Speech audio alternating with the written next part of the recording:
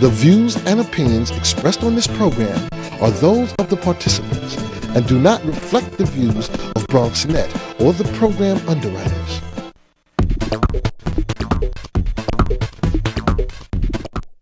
BronxNet. Your voice, your views, your vision. Hello and welcome to the one and only show that opens the Bronx and the rest of the world to you. I'm your host, Ramon Rodriguez, filling in for Darren Jaime, and today we'll update you on, on what's happening in and around our community. First up, legal correspondent David Lesh concludes his consumer protection series in today's Legal Corner. Also, Monica Merlis from We Are the Bronx Fellowship will discuss the opportunities that her organization has to offer for young professionals in the nonprofit and community development sectors. Plus, Margot Perron, administrator of Van Cortlandt Park, is here to talk about all that the best park in the Bronx has to offer. And David Vandel, author of Shakespeare for the 21st Century and owner of Models Mart Limited, he's here to discuss why the Bard is still relevant today, and maybe even funny. And finally, the Bronx International Film Festival is starting tomorrow, and Rob Graham will give us a preview of what films will be showcased in the upcoming days. So stay tuned. All this and much more is headed your way, because we are now officially open.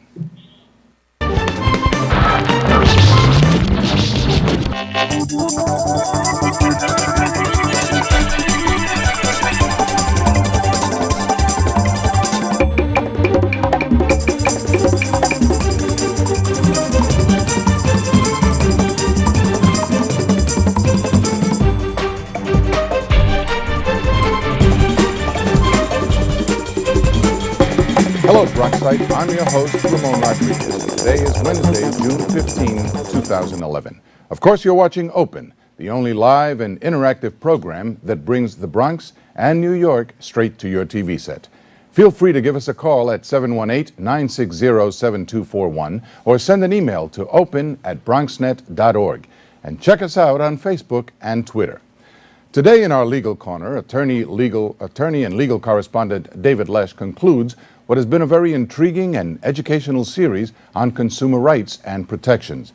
He'll continue to interpret the statutes and tell us why they are so important that we created those statutes to protect our consumers. David, as always, welcome to the show and thanks for being with us. Thanks for having me, Ramon. Actually, today we're going to talk a little bit about not just the statutes, but the way the courts have been interpreting the statutes. We're going to finish the consumer protection series that I began about 6 weeks ago with how the different judges are looking at the statutes in 2010 and how it's been impacting us in 2011. We're going to go through a couple of the different areas of the law that have been impacted by the judicial system, and then we can discuss one individually. First, let's talk about a little bit about arbitration. The courts have decided now, when you enter into a contract with somebody else, and that contract has a mandatory clause for arbitration, in other words, if you have a dispute with the manufacturer, you must enter into arbitration. They've been striking some of these clauses down based on the fact that some of the disputes that you have are for such small amounts of money that no lawyer would take the case and actually bring it to court. For instance, let's say a $13 mandatory voluntary flight program or something in that respect. Only a class action would be viable because nobody would take a case for $13 into a court. But if a judge was able to certify it as a class action, then you have thousands and thousands of potential passengers for airlines who may join the class, and then it's viable. So a lot of the courts have been striking down the mandatory arbitration clause in some of the contracts that you may be entering into. That was a new development in 2010. Gift cards, always an issue. Involving the pull between consumers who buy gift cards and the issuers of the gift cards. What ends up happening almost all the time, you get a gift card, it expires.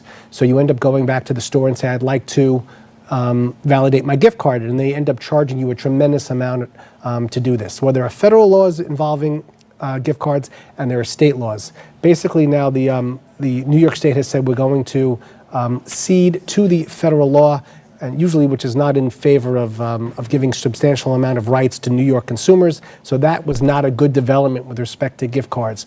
So that's something that should definitely be looked at this year. As it relates to the gift cards, if I recall, didn't Senator Schumer lead an effort in that regard to? So there's a tremendous amount of money that these stores make from gift cards. Most of the people who get a gift card don't end up actually using them. So it's it's a boom for the. And they have no expiration date on them. That's correct. So if you do end up getting a gift card that does have an expiration date on it, and you go there and it turns out that they're going to charge you, $50 to validate your gift card, and the gift card was only worth $50 to begin with, well, that's unconscionable. It's unreasonable. So that would be struck down in the courts. And many times the manufacturer or the particular store that's giving you the gift card must honor it and charge you a very minimum fee to be able to revalidate your card. And speaking of cards, a lot of the membership cards for the big warehouse stores, Costco, Sam's Club, they expire as well. I don't know if you've ever seen any of these cards. Well, the courts have struck the backdating of expiration dates. What do I mean by that? Let's say you have a Costco card or a Sam's Club card and it expires in January. Right. So you haven't used it since January. June comes along and you say, you know what, let me get my card reissued. Some of the big warehouse stores have been doing is backdating your card, saying, okay, well, we're going to validate it now, but it's going to be good from last January. Hey, wait a second, I haven't used it for the last 6 months.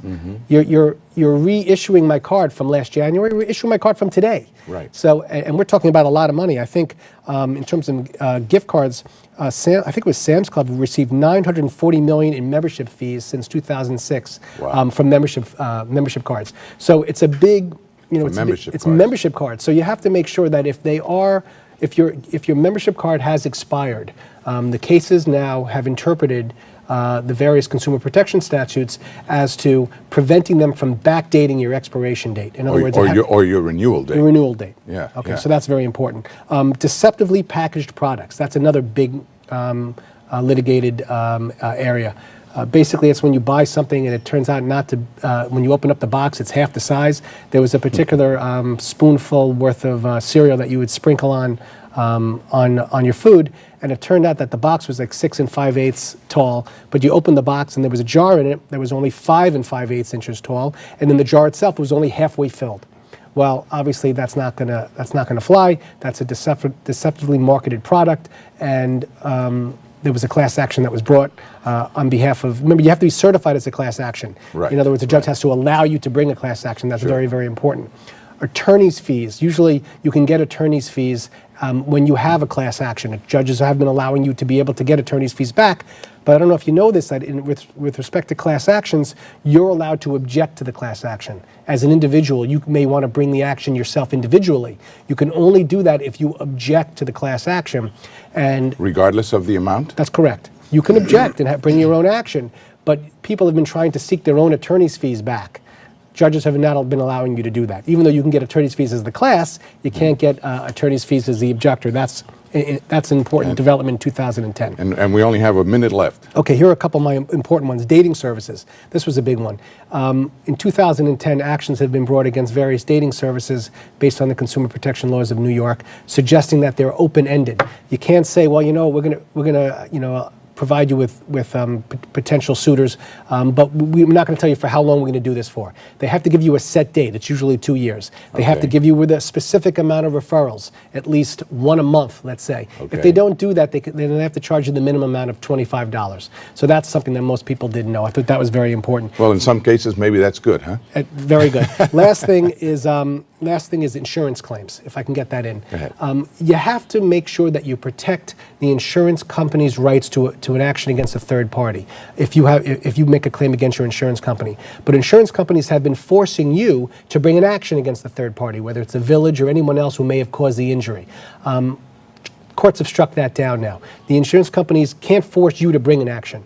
The insurance companies have to do that and not try and save themselves money. So these are all recent developments in 2010, but pretty much as of now, I'm finished with my consumer protection statutes. Well, we're going to move on to something else next week. Well, I'll tell you, and certainly that's a big synopsis, and we greatly appreciate that summing up that you've done so eloquently. Thank you, David, as always. My pleasure. Thank you. After the break, Monica Merlis from We Are the Bronx will discuss opportunities that her organization has to offer. We'll be right back.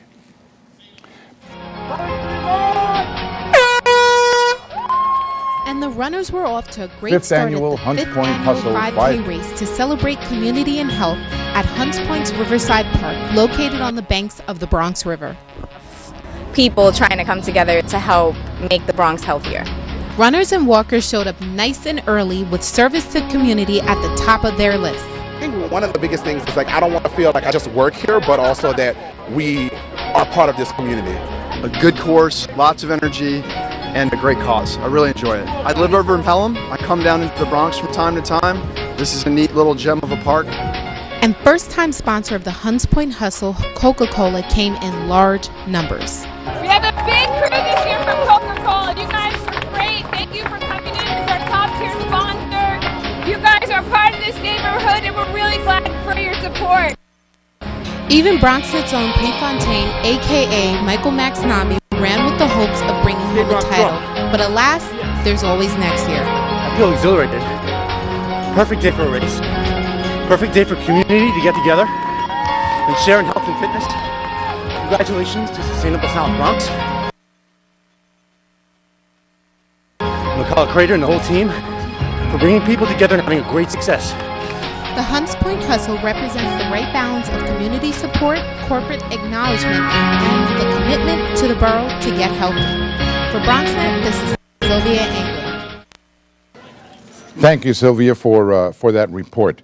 And hello there, and we're back. We Are the Bronx Fellowship is a community development and networking program geared towards young leaders and professionals in the nonprofit world who hope to build and have a positive impact on the Bronx. Monica Merlis, program director, is here with us today to discuss some of the opportunities that her organization presents. Monica, thank you for being with us, and I'm looking forward to hearing about this organization, its genesis, and how it is growing and helping the community. Sure, well, thank you for having me. Sure. The We Are the Bronx Fellowship, it's now entering its third year, and we are currently recruiting for mid to senior level nonprofit professionals to join. And it is a 9-month professional development and networking program. So we come together twice a month, once a month for seminars on public speaking, working with the media, navigating city government, board development, resource development, and so on. And then the other part is where they have these committee meetings, one which actually works to give out their own grant, so they create a request for proposal and they get to see what it's like on the flip side. And the other one focuses on community organizing and organizing a conference based around an issue that's important to them. And what kind of response have you had from the various community organizations throughout the Bronx and even government entities, as I understand it, you offer this opportunity to as well? Right, well, we've had over about 55 participants so far in the first 2 years, and they've represented both large and small nonprofits. We've also had a few government agencies participate, and the biggest benefit to them, I believe, is really the networking. Very often organizations work within their own silos and they don't necessarily see the value in partnering with other organizations, but especially now many funders are looking for partnerships. They're more inclined to fund them. So this is an excellent opportunity to really see what else is out there and creative opportunities to work together. Now those partnerships, I would imagine, would have to have some synergy between them as it relates to the services that they offer in order to create a greater attraction, if you will, to potential funders. Would that be correct? Right. And also, you know, if you're working with youth, but there's parents and they need certain things, or a grandchild is raising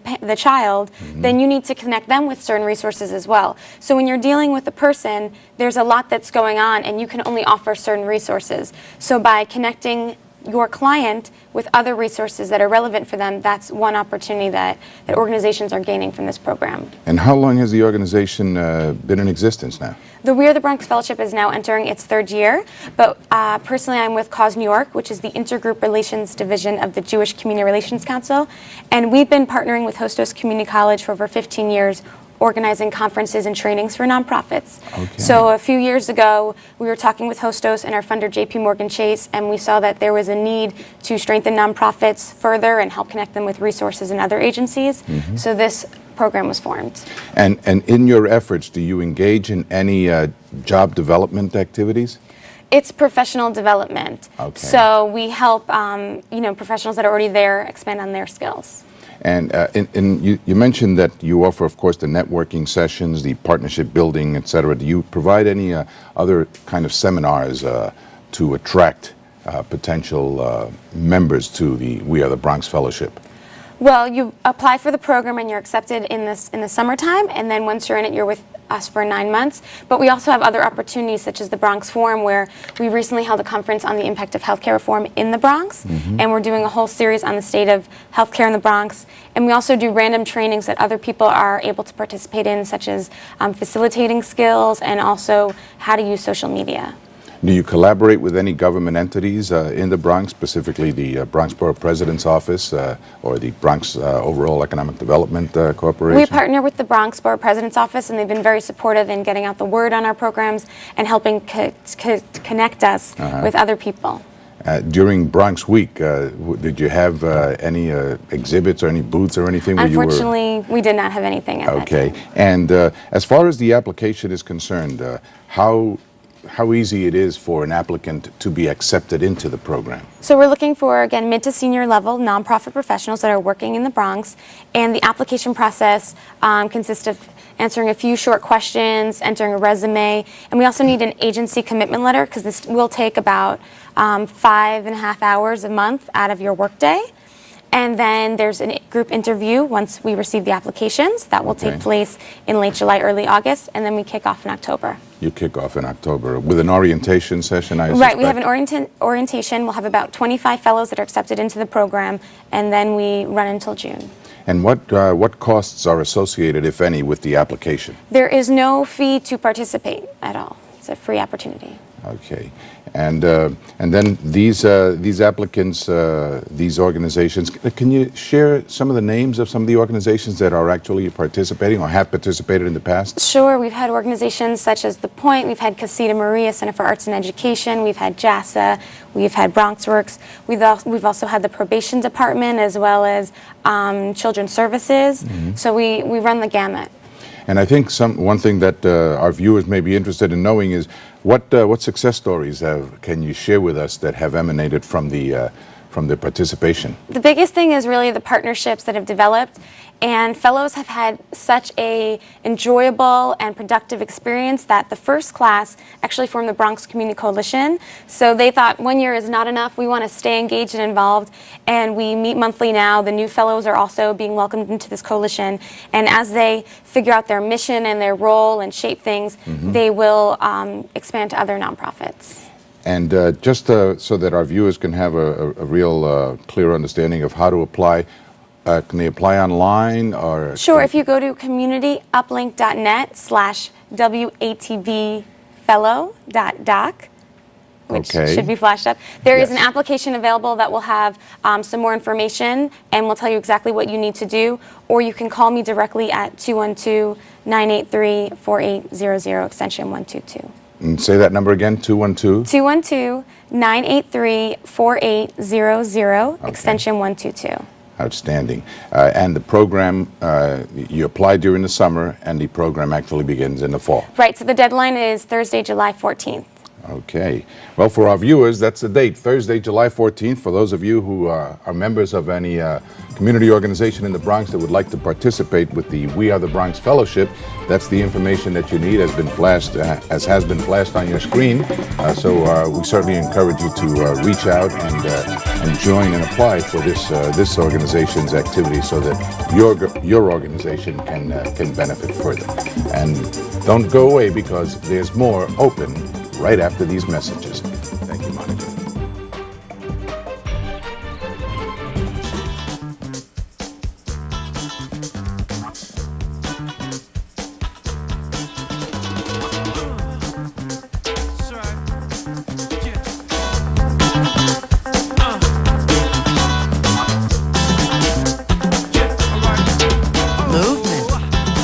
Weight loss, it's one of the many ways to fight osteoarthritis pain. For more information on managing pain, go to fightarthritispain.org.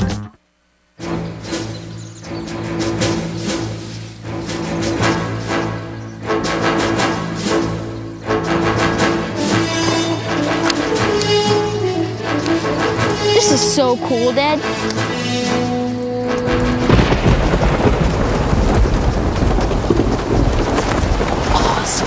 This is so cool, Dad. You don't have to be perfect to be a perfect parent. There are thousands of siblings in foster care who'll take you just as you are.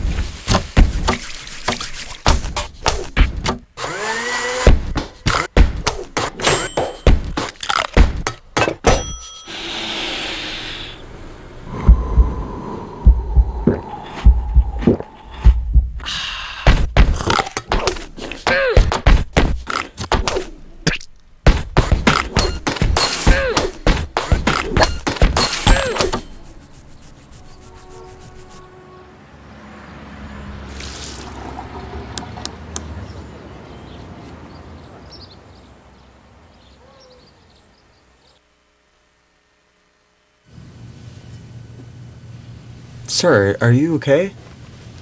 Everything's fine. Thanks. You wouldn't ignore this, so why ignore the signs of a stroke? Call 911 immediately, because time lost is brain lost. And the runners were off to a great start at the 5th annual 5K race to celebrate community and health at Hunts Point's Riverside Park, located on the banks of the Bronx River. People trying to come together to help make the Bronx healthier. Runners and walkers showed up nice and early with service to community at the top of their list. I think one of the biggest things is like I don't want to feel like I just work here, but also that we are part of this community. A good course, lots of energy, and a great cause. I really enjoy it. I live over in Pelham. I come down into the Bronx from time to time. This is a neat little gem of a park. And first-time sponsor of the Hunts Point Hustle, Coca-Cola, came in large numbers. We have a big crew this year from Coca-Cola. You guys are great. Thank you for coming in as our top tier sponsor. You guys are part of this neighborhood and we're really glad for your support. Even Bronxnet's own Prefontaine, aka Michael Maxnabi, ran with the hopes of bringing home the title. But alas, there's always next year. I feel exhilarated. Perfect day for a race.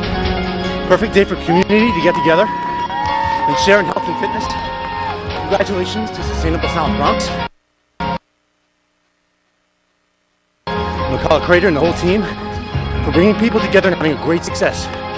The Hunts Point Hustle represents the right balance of community support, corporate acknowledgement, and the commitment to the borough to get healthy. For BronxNet, this is Sylvia England.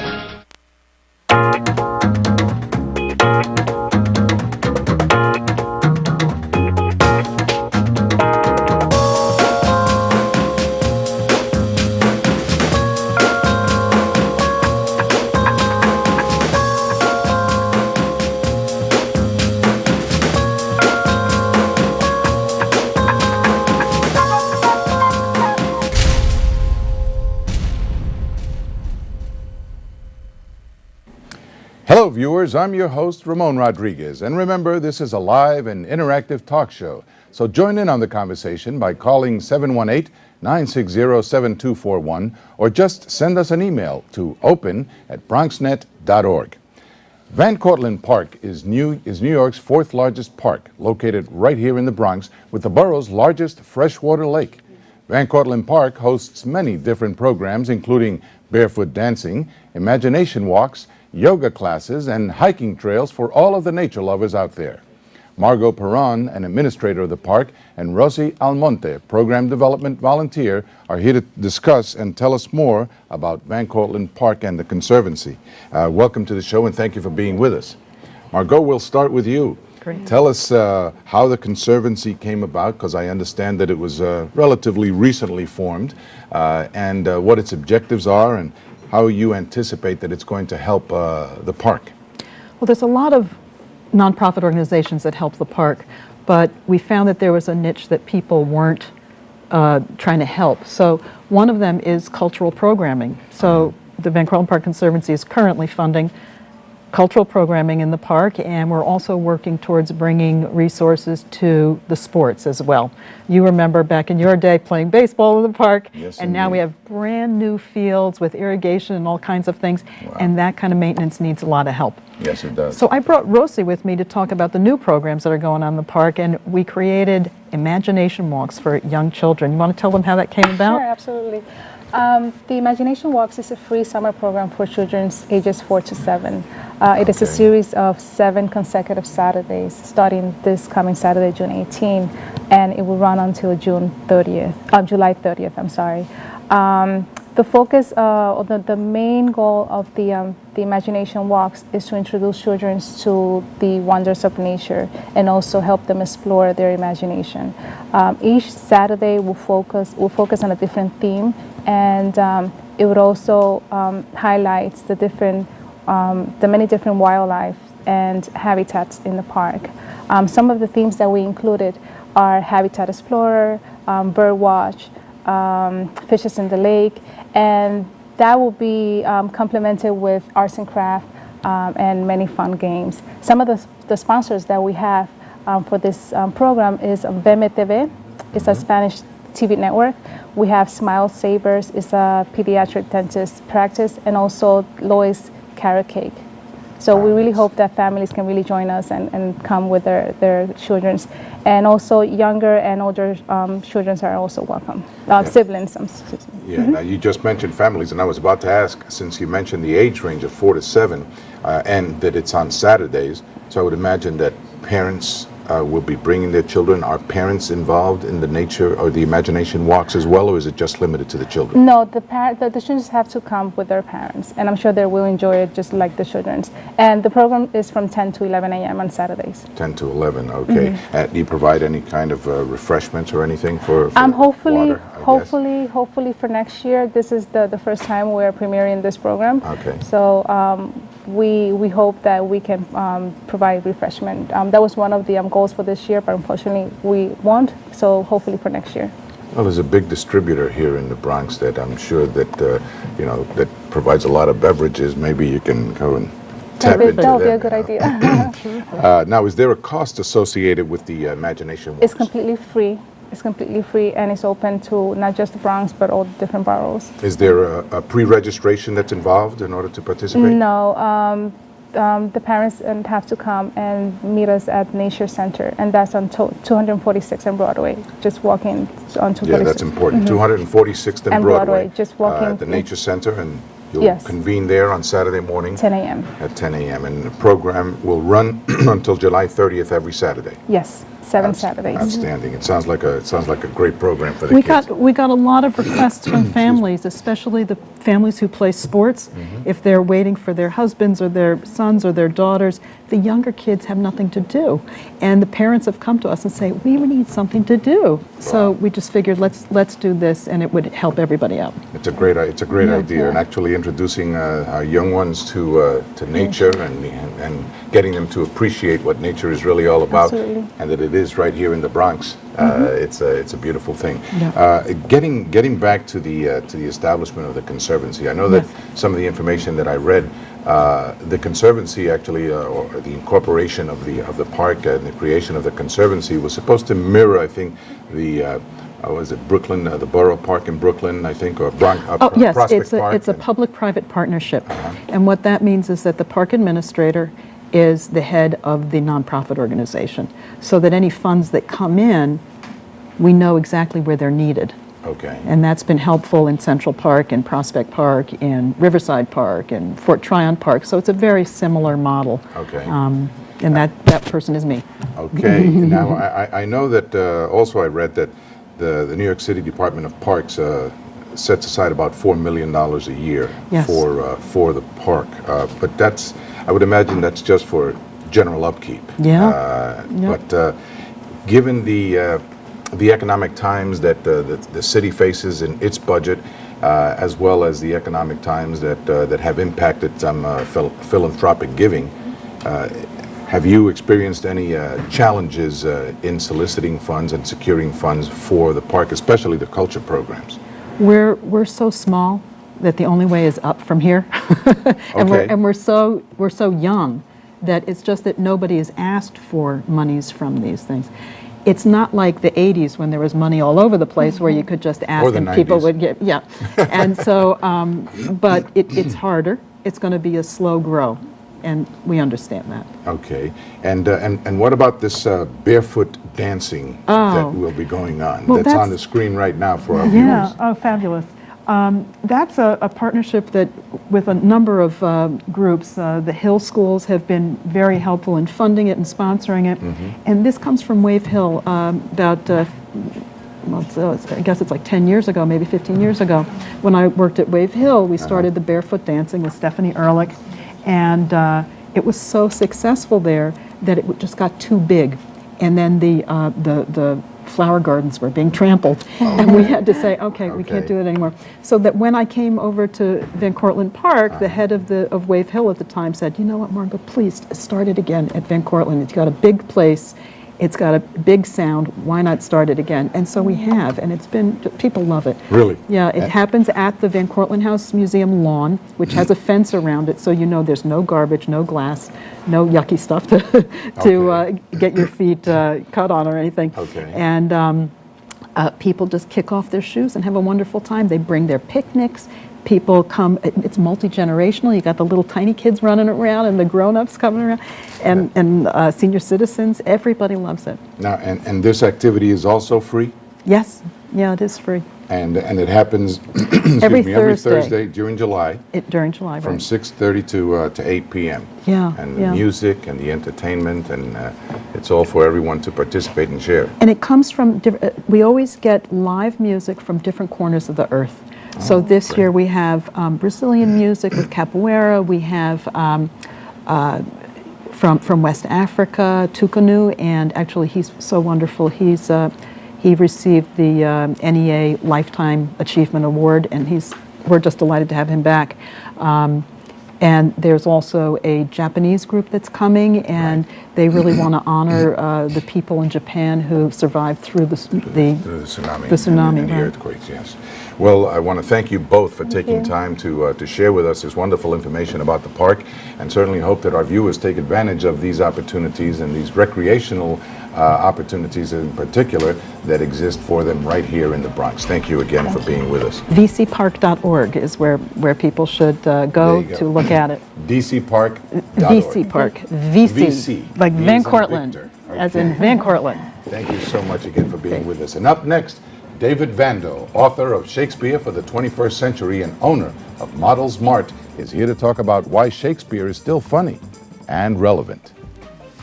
Baron Ambrosia takes us to the Hard Rock Cafe at Yankee Stadium for the Bronx Works 2011 celebration.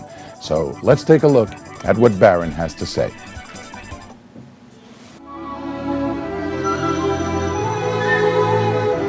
Greetings. This is Baron Ambrosia, coming to you from the 2011 Bronx Works annual event, right here at the Hard Rock Cafe in the new Yankee Stadium. Tonight is the celebration of Bronx Works rocking again at the Hard Rock Cafe. We're having a wonderful time celebrating 39 years of Bronx Works here in the Bronx. Every year we make a difference in the lives of somewhere between 35 and 40,000 people. It's been a busy year. The biggest project has been something called Safe Haven, which is an innovative 18,000 square foot facility. Basically, it's partially for homeless people to come off the street and to have a place to be off the street without having to go to a shelter.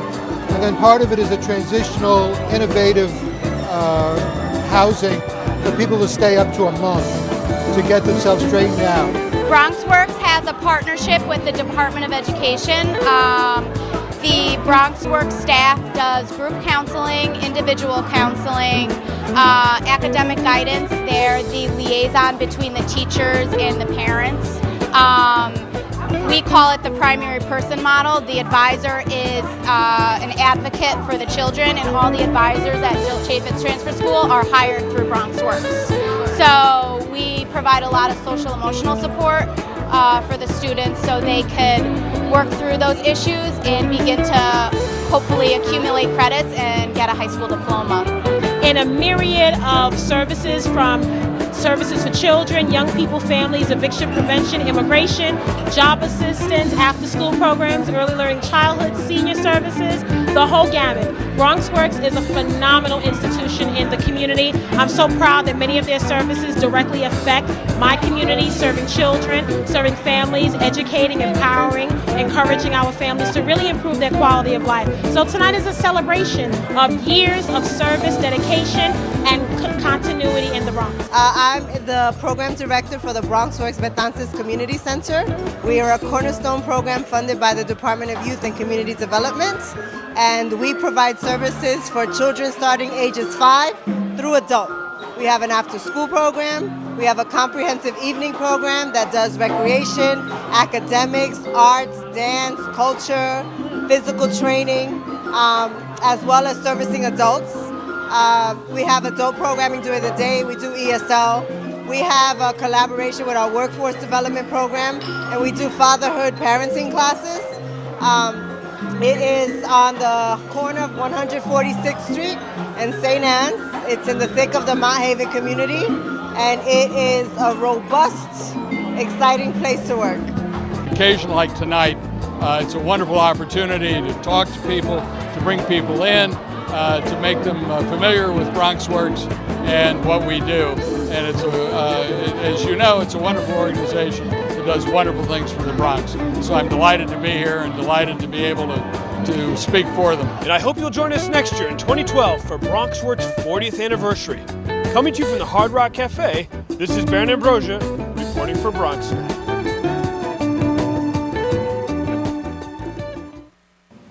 And we're back here on Open. As always, I'm Ramon Rodriguez. David Vando is truly a jack of all trades. He is the owner of Models Mart Limited, has assistant directed in various productions, and has authored plays performed in London, Germany, and Chicago. Mr. Vando recently released the second edition of his book, Shakespeare for the 21st Century, and is currently working on a project called Song of the Lark. Welcome to Open, Mr. Vando, and thank you for being with us. Thank you, Ramon. Thank you very much. I'm fascinated by the history of your works, and certainly what it is that you bring to light, if you will, as far as Shakespeare is concerned. Well, I fell in love with Shakespeare as a teenager, about 13 years old, by seeing a production in Manhattan of Twelfth Night. Saw the production, fell in love with it, and realized there were expressions being used by the actors and things that I had heard before. And I had the epiphany that I've been quoting Shakespeare all my life. I didn't know it. Isn't that interesting? And in point of fact, we all quote Shakespeare all the time, common phrases. We have, so many of us, especially as youngsters, have this fear and apprehension about Shakespeare. But really, we shouldn't, because it's very much part of our daily language and our ideas and thoughts. And who we are, really. And who we are. What in particular, aside from the context of Shakespeare's works, was there anything else in particular that drew you to it? Any of the acting that portrayed and developed? Oh, well, over the years, I've seen some great productions of Shakespeare, both here in the United States and in England. And when I was a student at Columbia University, I also got to work as an assistant director with the Royal Shakespeare Company in London. So I've been terribly spoiled by having worked with some wonderful, wonderful people. And the whole idea of this book, Shakespeare for the 21st Century, is to bring Shakespeare to life for a new generation, a new century. His wit and wisdom are every bit as telling today as they were over 400 years ago. And one of my goals was to sort of break down this barrier that people have about their fear of Shakespeare. I was mentioning everyday expressions like this. I have 10 for your viewers out there. See how many of these expressions they think come from Shakespeare out of these 10. Okay. Nothing succeeds like success, neither rhyme nor reason. Thanks for nothing. There's method in his madness. He has eaten me out of house and home. A lot of parents have said that. The course of true love never did run smooth. Neither a borrower nor a lender be. Misery acquaints a man with strange bedfellows. Love is blind. All's well that ends well. Well, the answer to the question is, they're all quotes from Shakespeare. They are, even though they may have been tweaked a little bit to conform to the styles of today, if you will. But certainly, every single one of them was familiar to me. Right. And I suspect in many of them familiar to our viewers as well. But as far as tell us a little bit more about the book, and I know it's in its second edition. It's in its second edition, and one of my particular reasons for doing this edition is that the first edition came out in '96, and this edition came out just a few months ago. For the last 10 years, I've been a teacher at the New York Film Academy. I teach acting Shakespeare at the New York Film Academy.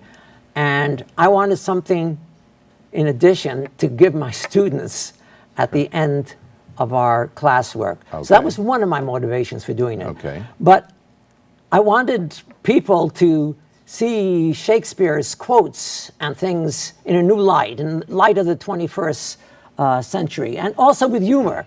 Well, that was the point I was going to get to. Yeah. Where do you inject the humor that our viewers can put their arms around? For example, who would Shakespeare have speak some of his famous lines today if he were alive? For example, can one desire too much of a good thing? Donald Trump. I'll speak daggers to her, but use none. O.J. Simpson. God forgive us. To say nothing, to do nothing, to know nothing, and to have nothing is but a great part of your title. Job description of the Vice President of the United States. Okay. That sort of thing. Okay. That I thought you were going to apply a different name to that last quote. Well, that's part of the book. You're encouraged to put your own answers to the quotes. For example, speak the speech, I pray you, as I pronounced it to you. Okay. Arnold Schwarzenegger's campaign coach. Little digs like that, and translations, and use for models. And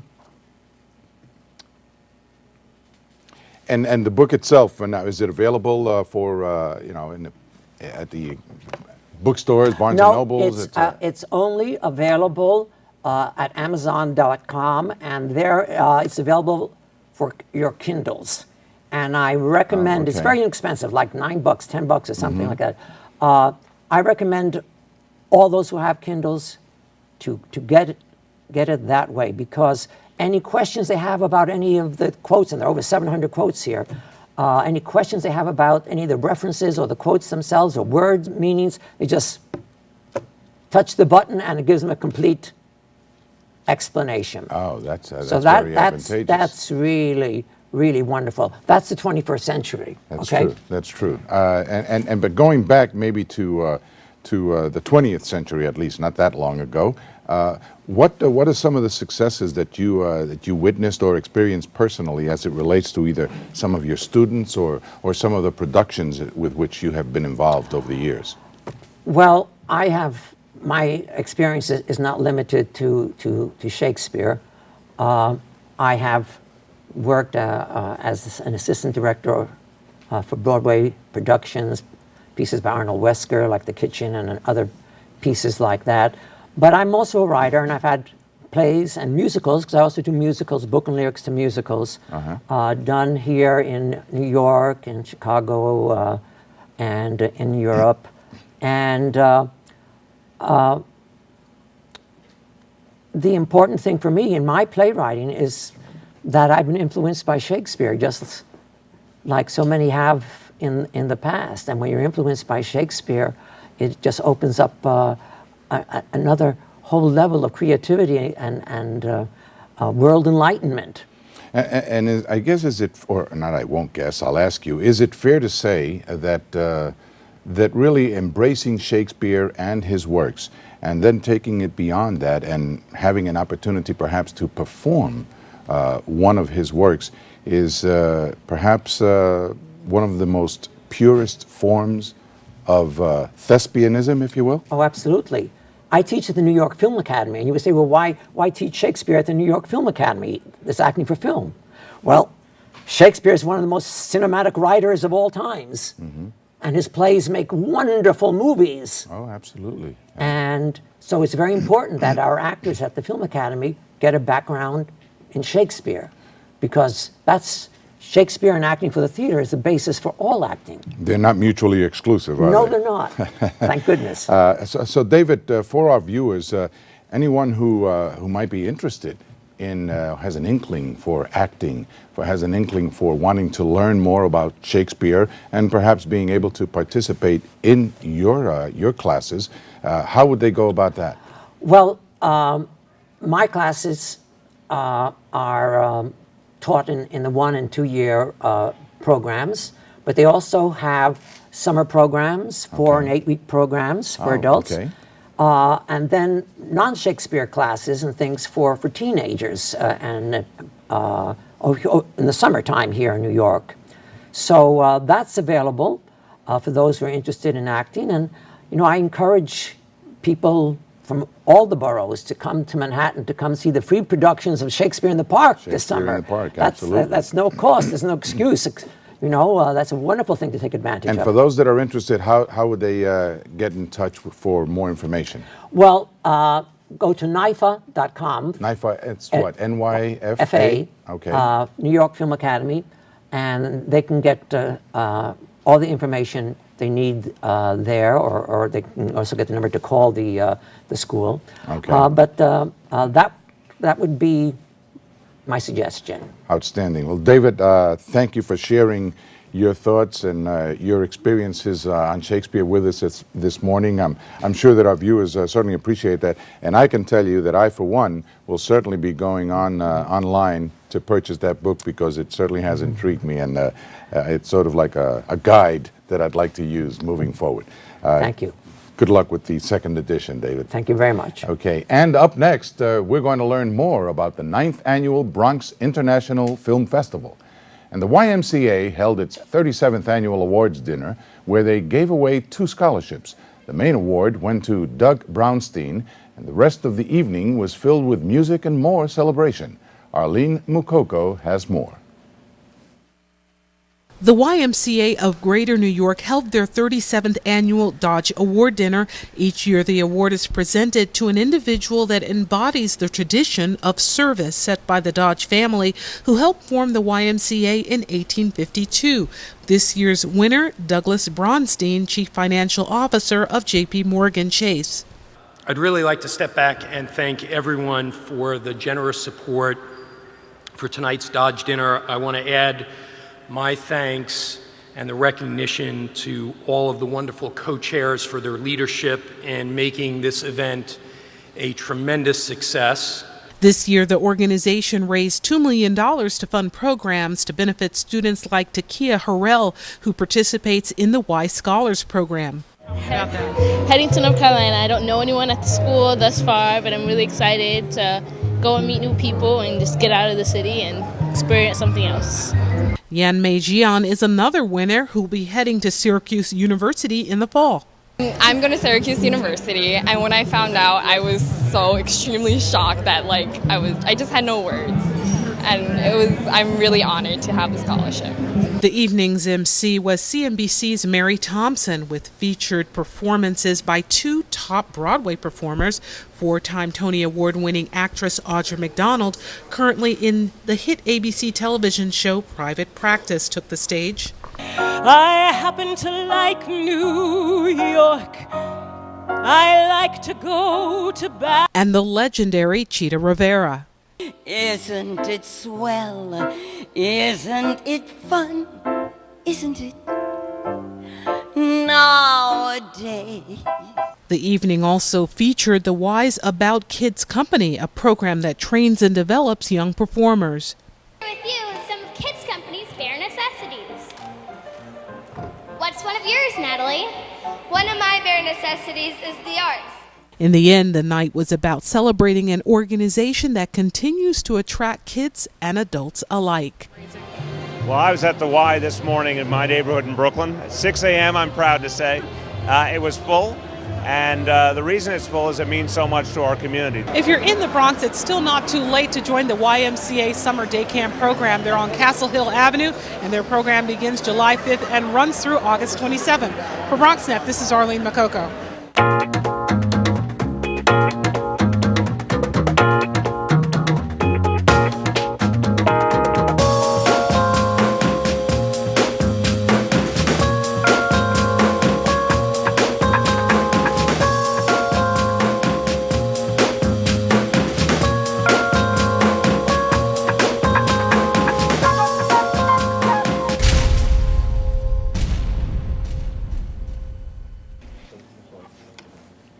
Hello and welcome back to Open. Starting tomorrow until June 18th and for a few days in July, it's the 9th Annual Bronx International Festival, Film Festival, featuring films and documentaries that you won't get to see anywhere else. Rob Graham is here to talk to us about what makes this festival so different from the others and what we can look forward to in the coming days. Rob, thank you for being with us and welcome to Open. I'm fascinated with what this festival is all about, what it brings and what it offers to the Bronx, and I'm anxious to hear some of the things you have to share about the festival and some of the films that we'll be able to see. Yeah, sure. Well, as you said, tonight is the first night, the opening night, and for the next following 2 more nights, it's going to be the world premieres of several films. Tonight's our feature night. It's going to be 0%, which basically focuses on the Sing Sing Correctional Facility, and basically a program that enables men who are incarcerated to come back into society via education. And it's a documentary. It's our feature film tonight. It's our opening night film. And like you said, it's our 9th year of doing the festival, and it's really comprehensive as far as Bronx history, and because filmmaking actually started in the Bronx, something a lot of people don't know. Yeah, and let's talk about that a little bit, because Certainly. in reading about the history of film and the connection that the Bronx has to film, Absolutely. From silent films to today, it's fascinating. Tell us a little bit about that. Basically, Edison had a studio in the Bronx and basically started filmmaking in the Bronx. I mean, I think the world kind of owes a bit of gratitude to this fantastic medium called film, to the Bronx, because this is where it started, and a lot of people don't know that. And it's and what we do is pick up on that history by sharing the films from around the world, much of which are world premieres. We actually world premiere more than half the films in the festival. At the festival, never been seen before. Really? And we've done that for the last 9 years, world premiere many a film. And actually, like I said, our opening night film, 0%, is a world premiere. You can't see it anywhere else. We see it here first. Now, have any of the films that have been premiered over the past 8 years of the festival, have they gone on to wide distribution, either nationally or internationally? Yes, many of them have. I just can't remember a lot of them off the top of my head, but a lot of our directors have gone on to do very prestigious things. I'm going to make people go to the website and look it up, because I can't give you all the information. That's fine. And we're going to share that site with our viewers. It's BronxFilmFestival.com. Also, because I want people to kind of check out the website, how amazing it looks. One of our producers, Hector, he set up the website, and it looks fantastic. I mean, BronxFilmFestival.com, and I'm sure we're going to show that on the screen. But just to give our viewers a little sense of where these early studios were located, for those of our viewers who may live near Decatur Avenue and Oliver Place, right there, or a few blocks from that location, was the Edison Studios that actually was the home of silent films, as they were filmed and recorded back in a century ago. And the other studio, Biograph Studios, also known as the Gold Meadow Studios, was located at 807 East 175th Street. So any of our viewers who may either live in the immediate area or actually there where those sites may be currently located, can certainly have something that they can identify with as it relates to a film history of the Bronx. Yeah, and not only a film history of the Bronx, but the film industry in general. Yes, certainly. Some of the films that were made there, the early part, the silent films, was a Frankenstein film actually that ran for 14 minutes and that took a week to film, which in those days, as I understand, was very unusual because the silent films were usually shot in one day. Yeah, so it took a week to film Frankenstein. Maybe it was because of all the makeup, you know. Could be, could be. And then when they went over to the Biograph Studios, again also known as the Gold Medal Studios, there they filmed such shows as Naked City, back in the 60s and 70s, Car 54, Where Are You? And some movies like Odds Against Tomorrow and A Face in the Crowd. So, of course, we know that... A wide spectrum, a very wide spectrum, from film to television and so on and so forth. Without a doubt. And we know the Bronx itself, as a borough, has emerged more over the years to become a real backdrop for many of many films that have been produced out of Hollywood. One of them, of course, being A Bronx Tale, which yes, certainly. We're all very proud of that film. With Chaz Palminteri, Bob De Niro, and others. But so the film festival, how does it compare? The Bronx Film Festival, how does it compare to the New York Film Festival, to the Latino Film Festival that will be airing? As we see some of the films that will be airing as shown to our viewers now on the screen. It's actually the Bronx International Film Festival, and it differs not because we just focus on filmmakers from the Bronx. We focus on filmmakers from just around the world, and we bring those films to the Bronx, to a Bronx audience, and also to a New York audience. It's kind of like watching our films is like walking down the street. Because you see so many different faces and so many different cultures and so many people and styles.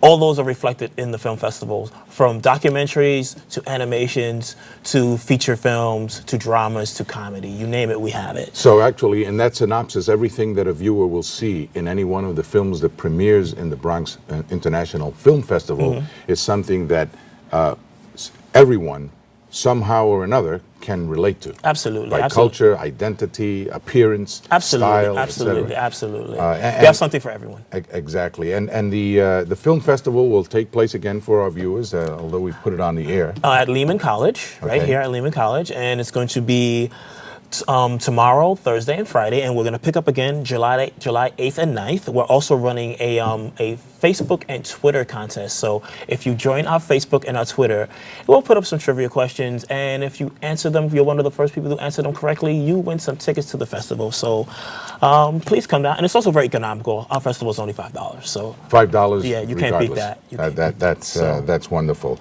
Well, I'll tell you, Rob, that this information is just fascinating to me because I'm a lover of the arts, in particular films, and I certainly will make an effort to participate and go and see this, especially this documentary that you mentioned tonight, which sounds very, very... the next 2 nights are going to really be focused on short films. So if you'll get a little bit of everything during the next 2 nights, and I believe the next July the 8th and 9th also focuses on short films. So you'll get a very big variety of different films coming at you all at the same time. But tomorrow night is our feature night film, 0%. It's a fantastic documentary. You must see this. This film will just blow you away. It touches not just the heart of man, as I like to say, but it reaches back into the community and showing giving people a second chance by using education as that tool to show how that can really garner and help people and bring them to the next level, and how it can be brought back to the community. And this film really focuses on that, and we're very proud to show it at the Bronx International Film Festival, so please come down. Thank you so much, Rob, and I wish you much success in the festival, and thank you again for being with us. Thank you, no problem. And as always, it's been a pleasure coming into your homes this morning, and we'd like to thank our guests for joining us, and especially you, our viewers, for tuning in. You can tune in tonight for the recablecast of Open at 10 p.m. on Channel 67. And of course, you can catch a new episode on Friday at 10 a.m. with Rina Valentin. Thank you so much for being with us. We wish you a great week, and we'll see you next time on Open.